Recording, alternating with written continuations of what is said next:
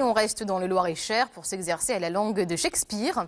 L'association France-États-Unis, très présente dans le département, propose des cours de conversation en anglais pour les hôteliers ou les propriétaires de gîtes.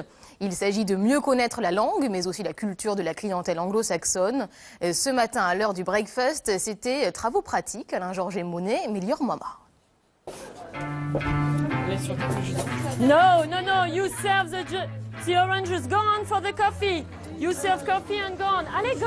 Les ordres personnels de salle sont les mêmes, mais ce matin-là, ils sont donnés en anglais. Autour des tables des clients particuliers, ils sont tous propriétaires de gîtes et de chambres d'hôtes dans le Loir-et-Cher. Ils sont là pour parfaire l'accueil des clientèles étrangères et améliorer leur anglais.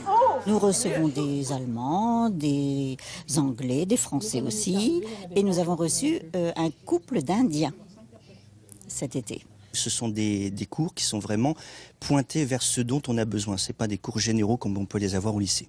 Je pense que c'est indispensable de parler anglais pour s'ouvrir sur le monde extérieur, parce qu'il n'y a pas que la France dans le monde. Et qu'en 2014, c'est bien de parler anglais, du moins pour arriver à se faire comprendre et à comprendre les autres. La vingtaine de propriétaires a donc suivi non pas des cours, mais des rencontres, tout en anglais.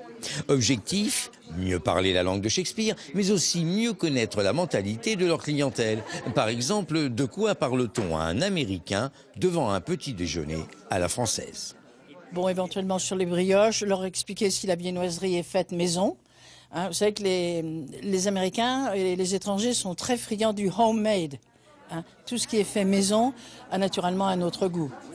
Alors il y a ce qui est fait maison et deux, tout ce qui est local. Quant aux élèves du lycée hôtelier de Blois, ils se sont mis eux aussi au service en langue anglaise. Cela méritait bien, comme l'on dit de l'autre côté de l'Atlantique, une Scandinavie. Du sport avec d'abord